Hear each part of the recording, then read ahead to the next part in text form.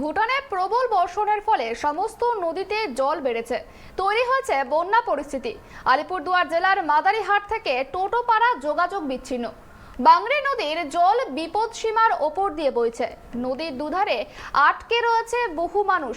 হলং নদীর জল বেড়ে গিয়েছে, জল ঢুকে পড়লো জলদাপাড়া টুরিস্ট লজে। ফলে এই মুহূর্তে জলদাপাড়া সরকারি টুরিস্ট লজ জলমগ্ন। বৃষ্টি থামার লক্ষণই নেই, ফলে জল আরো বাড়তে পারে বলেই অনুমান করা হচ্ছে। লাগাতার বৃষ্টির জন্য আলিপুরদুয়ারের বিস্তীর্ণ এলাকা রয়েছে বর্তমানে জলের তলায়। আলিপুরদুয়ার জেলাতে যেমন বৃষ্টি হয়েছে, ঠিক সেরকমই কিন্তু বৃষ্টি হয়েছে পার্শ্ববর্তী দেশ ভুটানে, এবং ভুটানের পাহাড়ের জল কিন্তু ইতিমধ্যেই কিন্তু আলিপুরদুয়ার জেলার বিভিন্ন যে পাহাড়ি নদীগুলি সেই নদী দিয়ে বয়ে চলছে, যার ফলে নদীগুলি ফুলে ফেঁপে উঠেছে এবং মানুষের জীবন কিন্তু বর্তমানে সংকটে পড়েছে। বিভিন্ন জায়গায় দেখা যাচ্ছে যে নদীর জল বিপদ সীমা পার করেছে, যার ফলে অনেক ব্রিজ মাঝখান থেকে ভেঙে গেছে। এমনকি দুটি গ্রামের মাঝখান দিয়ে যে ঝোড়াগুলি গিয়েছে, সেই জল বাড়ার ফলে কিন্তু দুই গ্রামের যোগাযোগ বর্তমানে বিচ্ছিন্ন হয়ে রয়েছে। এমনকি মাদারিহাট ব্লকের যে হলং লজ রয়েছে, সরকারি টুরিস্ট লজ, সেখানে কিন্তু বর্তমানে 1 হাঁটু জল রয়েছে, যার ফলে সেখানকার স্থানীয় যারা বাসিন্দা রয়েছে তারাও কিন্তু সমস্যার সম্মুখীন হয়েছে। অপরদিকে আলিপুরদুয়ার জেলা দিয়ে যে সোনালী চতুর্ভুজের রাস্তা হচ্ছে ন্যাশনাল হাইওয়ে, সেই হাইওয়ে কিন্তু বর্তমানে জল জমে নদীর রূপ ধারণ করেছে। বুধবার রাতভর বৃষ্টিতে ভয়ঙ্কর চেহারা নিয়েছে আলিপুরদুয়ারের মাদারিহাট ব্লকের বাংরি নদী।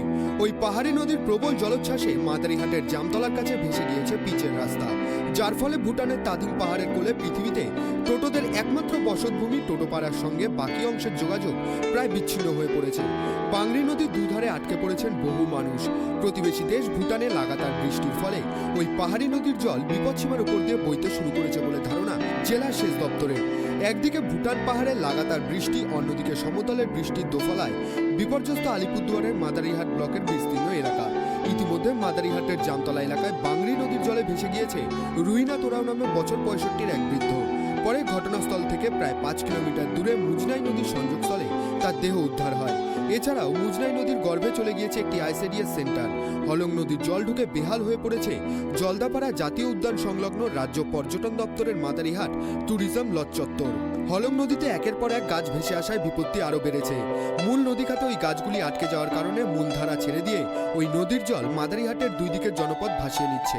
কালচিনি মেচপাড়াতে পরিস্থিতি মোকাবিলায় এগিয়ে এলো হাসিমারা বায়ুসেনা। পরিস্থিতি খতিয়ে দেখতে পর্যবেক্ষণ চালাচ্ছে চপার। এখনো অবধি জেলায় মৃত্যু হয়েছে 2 জনের। তখন জল একদম কম ছিল, 8টার পর থেকে জল পুরো বাড়া শুরু হয়েছে। ওই ব্রিজের 4-5টা গাছ, বড় বড় গাছ আটকায় গেছে। ওই জলটা এখন এদিকে জলদাপাড়া লজের দিকে ঢুকতেছে। কি কি সমস্যা হচ্ছে এখন? সমস্যা বলতে পুরো নোংরা সব জলের ভিতরে ঢুকে যাচ্ছে, অনেক আবর্জনা ঢুকে যাচ্ছে। আমাদের দিঘির মধ্যে অনেকগুলো মাছ ছিল, মাছগুলো সব চলে গেছে। এই সমস্যা হচ্ছে। আপনাদের পার্কটা তো জলে ডুবে গেল? পার্ক সব ডুবে গেছে, তারপরে টপ সব ভাসিয়ে গেল, ফুলের টপ সব ভাসিয়ে গেছে। আর রুমে কি জলটা ঢুকেছে? রুমে এখন পর্যন্ত তো জল ঢুকে নাই, কিন্তু আমাদের ডিএমসি রুমে জল ঢুকে যাবে আগে পরে। आज हम लोग का उस पार में जो सिचुएशन था एकदम मैंने एकदम देख के ही भयभीत हो गया। पूरा हम लोग कम से कम 60-70 आदमी, जो कि कितना हैंडीकेप भी था, माँ सब था। अभी टोटली पाना रिवर पूरी तरह से गांव में घुस गया।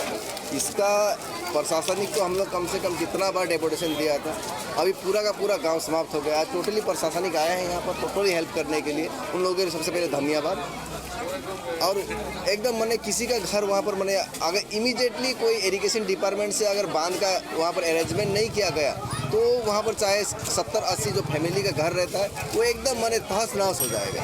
जिस प्रकार का डेली का कम से कम 2-3 किलोमीटर मैंने आपका पाना रिवर पूरा बांध तो मैंने घूम गया है। पूरा नदी ऐसा हो गया, नदी हो गया, इतना पानी घुस गया पाक घर में, सोने घर में।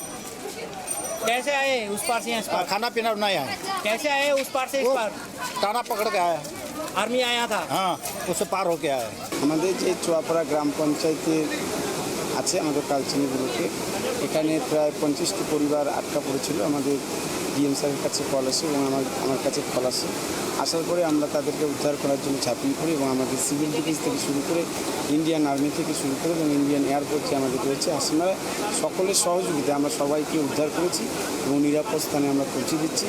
এবং আমাদের সিভিল ডিফেন্স যেভাবে কাজ করছে এবং ইন্ডিয়ান এয়ারফোর্স যেভাবে কাজ করেছে আমাদের এই চুয়াপাড়ার বাসিন্দাদের জন্য কালচিনিগুলোকে, তাতে আমরা সকলেই খুশি এবং আমরা চাই যে কালচিনির নাগরিকরা ডিএম স্যারের নির্দেশে আমরা যেভাবে ঝাঁপিয়ে পড়েছি আমাদের ডিস্ট্রিক্টের সিনিয়র অফিসার পূর্বাল লামা স্যার এবং আমাদের সকলে যেভাবে আমরা ঝাঁপিয়ে পড়েছি, আমরা কখনোই কালচিনিগুলোকে কোনো নাগরিকের বিন্দুমাত্র ক্ষতি হতে দেব না।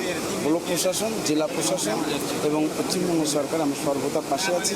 কোনো রকম পরিস্থিতি হলে আমরা মোকাবিলা করব। বললাম আপনি জীবনের ঝুঁকি নিয়ে এইভাবে জলের মাঝখানে নামলেন, বিষয়টা না আপনি দেখতে পাচ্ছেন যখন আমাদের সিভিল ডিফেন্সকে আমি গাইড করেছিলাম, যে গাইড করে তাদেরকে আমরা এখানে পাঠিয়ে দিই এবং আমি পিছন সবাই সিভিল ডিফেন্স দু একদিন আটকা পড়েছিল তাদেরকে সকলকে নিয়ে আমাদের সেন্ট্রাল এয়ারফোর্স সকল একসাথে আমরা ভিতরে ঢুকি এবং প্রত্যেকটি বাড়ি চেকিং করে করে আমরা সকলকে নিরাপদ জায়গায় পৌঁছে দিয়েছি। কত মানুষ ওখানে আটকে ছিল?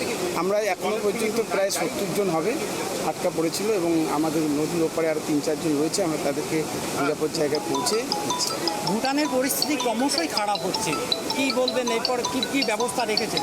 না, ভুটানের পরিস্থিতির ব্যাপারটা সেটা আমার না, এখানে জল বাড়বে ভুটানের পরিস্থিতির উপর। সেটা তো আপনারা আগের থেকে জানেন যে পার্শ্ববর্তী আমাদের ভুটান রয়েছে, ভুটান দেশ রয়েছে, এই জন্য আমাদের একটু সমস্যা হয় কালচিনিগুলোকে। আমরা মোকাবিলা করার জন্য প্রস্তুত। আমরা আগেও বলেছি ডিএম স্যারের নির্দেশে আমরা সর্বদা প্রস্তুত কালচিনি প্রশাসন এবং আমরা প্রয়োজন মোতাবেক আমরা সেন্ট্রাল আর্মি থেকে শুরু করে এয়ারফোর্স সকলের সহযোগিতা। আলিপুরদুয়ার জেলার এই যে লাগাতার বৃষ্টির জন্য সমগ্র চিত্রটাই কিন্তু এই ভয়ঙ্কর রূপ নিয়েছে। এখন দেখার বিষয় কবে সাধারণ মানুষেরা সাধারণভাবে জীবনযাপন করবে। আলিপুরদুয়ার থেকে অনিশা পোদ্দারের রিপোর্ট, ট্রাইব টিভি।